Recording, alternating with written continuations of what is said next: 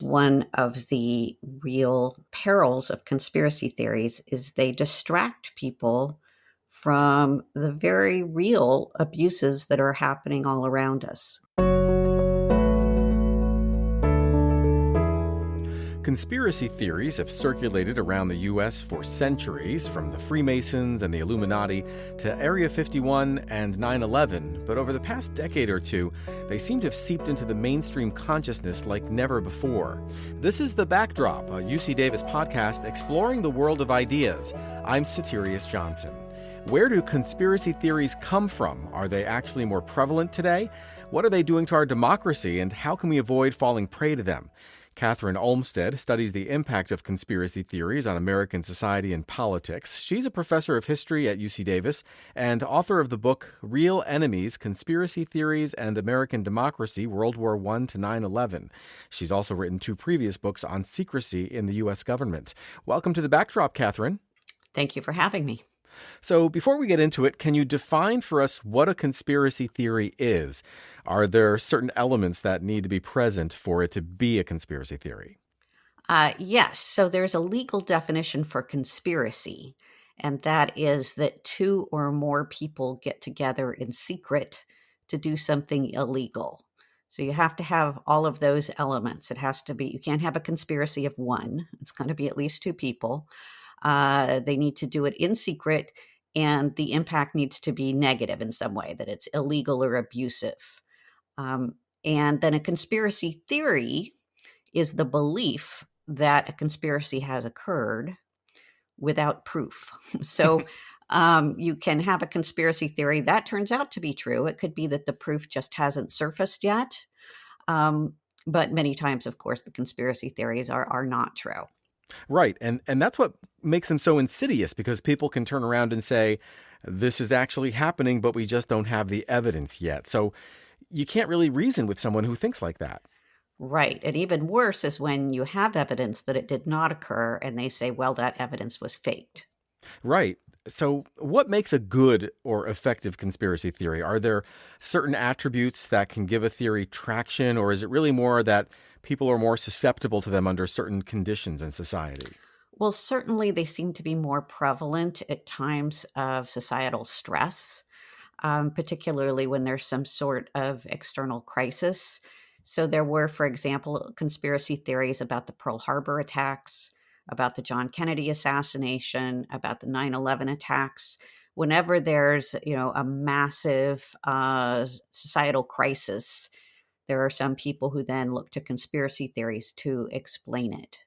But in general, there are conspiracy theories throughout time and across cultures. They're common all over the world and in all different eras. And talk about crisis or crises. We're in a moment in time right now where there are multiple things happening: the pandemic, the downturn in the economy, social injustice, the election. It kind of feels like conspiracy theories are coming at us fast and furiously lately.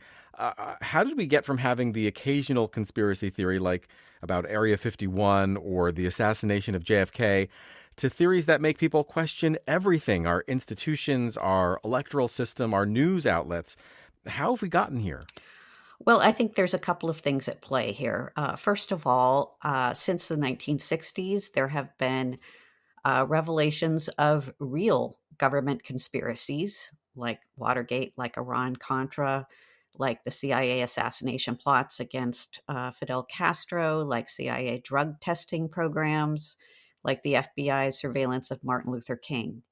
And so those revelations of real conspiracies then feed conspiracy theories, because a lot of Americans say, well, if it's proven that the government did all of these abusive things, then who's to say what else they've done that we just don't know about? So that is one factor, and that's really the dynamic that I look at in my book, Real Enemies, is the relationship between real government conspiracies and conspiracy theories about the government. More recently, I think the rise of social media is very important, even more so than just the development of the internet, because with social media, there's a lot of peer-to-peer sharing, and there's no gatekeepers to go through.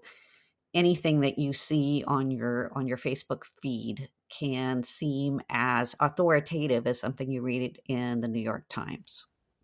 And in fact, more people are getting their information and news from social media sites than from traditional journalistic outlets like the New York Times or network news.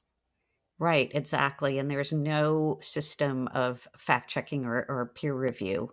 And in fact, there's often a lot of people who are deliberately spreading misinformation for financial gain or for political purposes. So that's the thing. How can people not fall prey to conspiracy theories?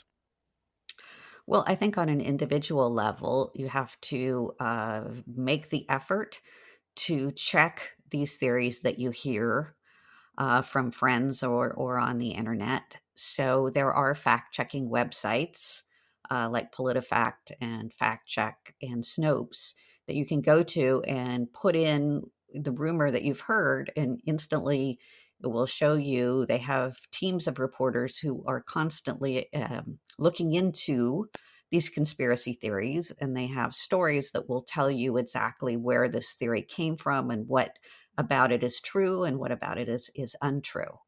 So that's what you can do on an individual level. I think on a societal level, we really need to teach media literacy in the schools, particularly the high schools, so that our future voters become more sophisticated about telling fact from fiction.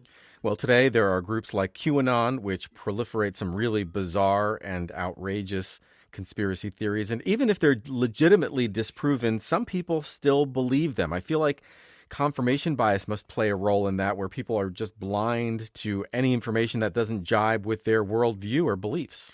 Right, exactly. I mean, as a historian, I look at conspiracy theories in the past and how they change over time. But there are a lot of psychologists and sociologists and political scientists who run experiments all the time to look at current conspiracy thinking. And they what they've discovered is really quite depressing in that it's very hard to get people to change their minds. It is possible to change the minds of people who are sort of toying with conspiracy theories. We might say, oh, I heard this and it sounds right. You can persuade that group of people, but when they really believe a conspiracy theory, you can give them all the evidence against it that you want, and it's almost impossible to change minds. Have you studied how people's trust in the mainstream media has changed over time? Yes, I mean, there's still a lot more trust in the mainstream media, believe it or not, than there is in the government, but it has declined a lot over time. I mean, I feel like there's a part of the human psyche that leaves us vulnerable to conspiracy theories. Again, like people are trying to make sense of the world and create order out of chaos, but they can get caught up in connecting unrelated dots in a very misguided way, or connecting dots that aren't even there. They aren't real. And we live in a democratic society that values freedom of speech. So does that leave us in a more vulnerable position as a society to fall prey to conspiracy theories? Well, that's a very good question. I mean, first of all, in responding to your suggestion that there's something uniquely human about the desire to believe in conspiracy theories. That is what social psychologists have found. They say that we are hardwired to look for patterns.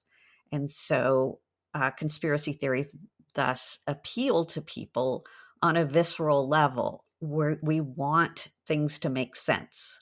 And so we prefer to construct a conspiracy theory than to believe that there were these random events that led to very bad outcomes, because that's terribly frightening.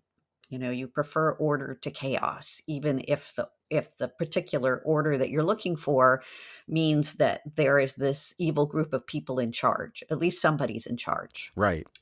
And I'm trying to remember, what was your second point? I guess, are we more vulnerable as a society because we value free speech? Yeah. Right. So, yes, I think we are more vulnerable. I mean, there are conspiracy theories even in cultures where there's not as much freedom of speech, but certainly in America, because there is this, desire to always err on the side of listening to every perspective and giving everyone a respectful treatment and believing that it is necessary to air all kinds of different views. As a result, it makes it easier for people who are deliberately lying to get a hearing. So the onus, again, is on individuals to seek out the right information, which, again, can take some time and effort. Right, exactly. I mean, some of the social media companies are now trying to start banning or deleting information that is clearly, leads to destructive consequences. But it's a very small effort compared to the magnitude of the problem. I was wondering if you could go through for us a couple of conspiracy theories, maybe one that was debunked and one that turned out to be true. All right, sure. One conspiracy theory that I think is pretty widely debunked, although you can certainly still find people who believe it, would be the conspiracy theory about the Pearl Harbor attacks in 1941. Okay. So, this is originally a theory that arose on the extreme right among people who believed that the United States should not be fighting Nazi Germany. And so they had been vehement opponents of Franklin Roosevelt's foreign policy before the Pearl Harbor attacks. And they became convinced that he had somehow maneuvered the Japanese into attacking and deliberately withheld that information from the commanders at Pearl Harbor. So it was very much an anti Roosevelt, anti internationalist, anti progressive theory that was on the extreme right. And then in the 1970s, after Watergate, suddenly it started appealing to a lot of people on the left who used it as an example of the president always lies. We have Democratic presidents lying, we have Republican presidents lying. Roosevelt lied about Pearl Harbor. And as a result, there was a lot of historical attention to that. And I think a lot of historians have put a tremendous amount of effort into proving that that was just not true. So that has pretty much died, partly because of the efforts of historians and also partly because it's just, people aren't as interested in what happened in 1941 anymore. Um, as far as a theory that proved to be true, the good example would be Watergate. I mean, Bob Woodward and Carl Bernstein of the Washington Post essentially had a conspiracy theory that there was this group in the White House that was acting illegally. And a lot of people thought that they were being ridiculous and that they were drawing connections that were not there. And it turned out to be true. And not only did it turn out to be true, it turned out that there was taped evidence of this conspiracy occurring with the president personally involved. And so that is a rare example of a conspiracy theory turning out to be true. Of course, because that conspiracy theory turned out to be true, there were a lot of people after Watergate who said, aha, there must be many more conspiracies that we just haven't uncovered yet. What's been your biggest challenge in studying conspiracy theories? I wouldn't say that I've had challenges in studying conspiracy theories. I've had some challenges in teaching conspiracy theories because I need to make sure that I am not being disrespectful of my students, that I want them all to come into the classroom with open minds and be willing to accept that maybe the conspiracy theories that they believed in are not true. But also, I want the people at the other end of the spectrum to have open minds about there might be reasons for some of their classmates to believe in conspiracy theories, and that not all conspiracy theorists are just raving lunatics. And so it's always difficult to strike that balance. Hmm. I have found that students at UC Davis, though, really are amazing and they pass that test every time. I'm always nervous at the beginning of the quarter when I teach conspiracy theories that this time is when it's not going to work. This time is when everybody's going to be Mm. very polarized and hostile and dismissive of one another. But I have had success over the last 15 years in getting over that hump and convincing everyone to have open minds in the classroom. What are some of the reasons that people might have to believe in conspiracy theories? Well, I think there are a lot of reasons to believe in anti government conspiracy theories, or at least to find them plausible, because the government has over time conspired. And sometimes, as there are people within the government who have committed crimes and tried to cover up those crimes or abuse their power. So, Watergate and Iran Contra would be two major examples. So there are a lot of Americans who take those examples and then, take them too far and say, therefore, you can't trust anything that the government ever does. But I think it's important to um, empathize with them and understand where they're coming from, because that's the only way we're going to be able to combat these theories.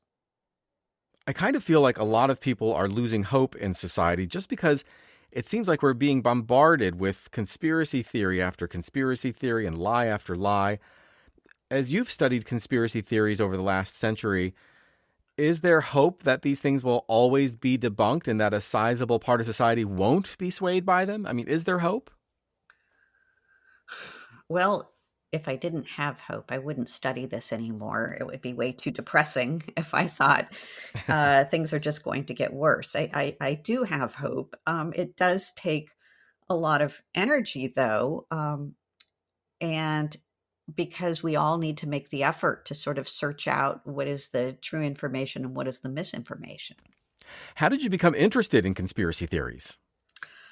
Well, my interest in conspiracy theories grew out of my first book, in particular, the public reaction to my first book. So, back in 1996, I published my dissertation. It was called Challenging the Secret Government, and it was about the investigations by Congress and the press of the CIA and FBI after Watergate. So the most famous of these investigations was by Frank Church, who was a senator from Idaho. His investigation was called the Church Committee. And there were other congressional investigations. And at the same time, there were many journalists who were dedicated to exposing abuses of power by the FBI and the CIA. The most famous being Seymour Hersh, who at that time was at the New York Times, and Daniel Shore, who was at CBS News. And so I wrote a book about these investigators of the secret government. And I published it with an academic press, the University of North Carolina Press. So it wasn't exactly sold in airport bookstores. But I started receiving phone calls and mail from people all over the United States who had read it and who were very eager to tell me about their experiences with secret agencies of the US government. And most of these stories were completely untrue, were the people who, perhaps needed medication adjustments, who believed that the CIA was always following them. But then some of them turned out to be true, or at least highly plausible, about how they had gone to various anti war demonstrations and now they had an FBI file. And so they were very worried about government surveillance. And so I came to be very interested in this relationship between the democratic accountability in the US government, the eventual revelation of these secret government abuses, and the way that they then inspired a lot of conspiracy theories about the government. So I started working on a book that looked at conspiracy theories in US history starting in World War One, because it was at that time that the US government began to get big enough and to have secret agencies that were powerful enough that Americans started having widespread conspiracy theories about their government. So I looked at how these conspiracy theories about the government evolved over time and then ending up with a chapter on 9/11. In a way, it sounds like some of these conspiracy theories come from a good place, and wanting to hold government accountable, but then certain people or groups can harness them to manipulate people to their own ends.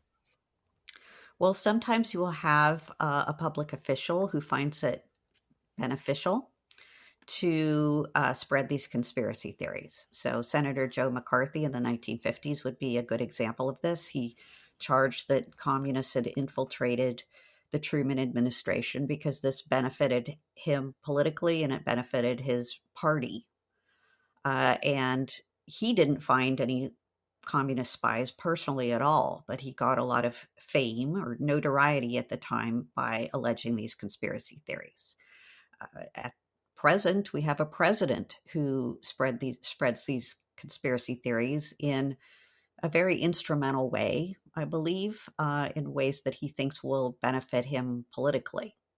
So sometimes you have public officials who deliberately manipulate this fear or this anxiety in the American public that there are forces conspiring against them.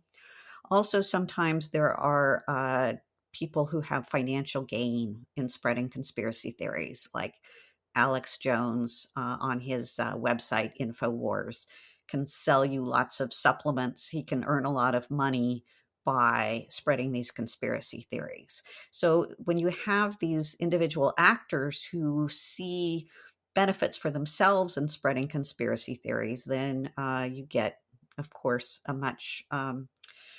they have much more reach with their if they're a senator or a president, or if they have a popular website.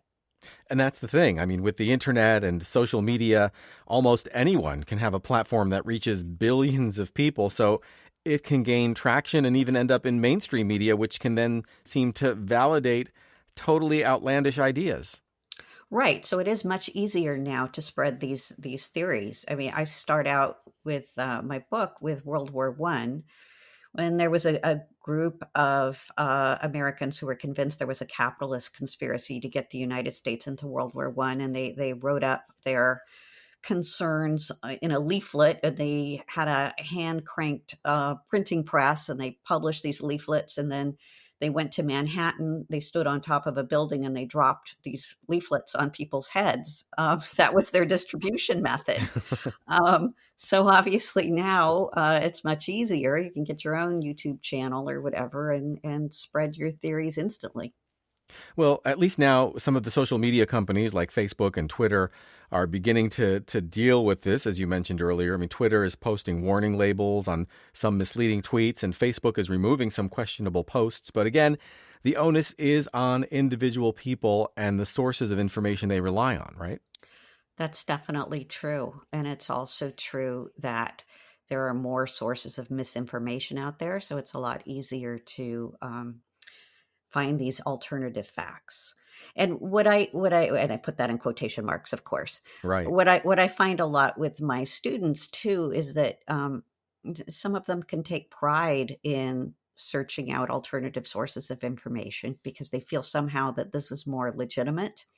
If they find something on YouTube or that's not at all fact checked or peer reviewed, they feel like they have personally looked for these answers and that they've done detective work. And so therefore, what they've discovered is more valid than if they read it in a peer reviewed publication or in legacy media. It's almost like they discovered it themselves, like they conducted a little investigation or Right, something. exactly. It's like pride of ownership. Like, I know the answer. I mean, on the one hand, it's kind of admirable that people are searching, but when they're looking in the wrong place, they're ending up with the wrong answer. Right, exactly. And if you end up with the wrong answer, then you're not asking the right questions anymore because you've been convinced. I mean, one of my favorite quotes about conspiracy theories is by the novelist Thomas Pynchon, who said, if they can get you asking the wrong questions, they don't have to worry about answers. And I think that is one of the real perils of conspiracy theories is they distract people from the very real abuses that are happening all around us. So, just to wrap up briefly, what can people do to make sure they don't fall prey to conspiracy theories? Well, there are 3 sites on the internet that I know of that are great fact-checking sites that you can go to: Snopes.com, PolitiFact.com, and factcheck.org. And they all are staffed with teams of reporters that are constantly looking into the truth or falsity of these rumors or conspiracy theories. In general, I would say look for sources that are reputable and look for several different sources to fact check whatever information you have, and don't just accept what your uncle posts on Facebook because it agrees with your own political views. It takes a lot of effort to be a citizen in a democracy, especially these days. You have to work at making sure you're fully informed. But I have confidence that people can do that. Well, that's really great advice. Kathryn, this has been such a pleasure. Thank you so much for coming on today. All right. Thank you. Kathryn Olmsted studies the impact of conspiracy theories on American society and politics.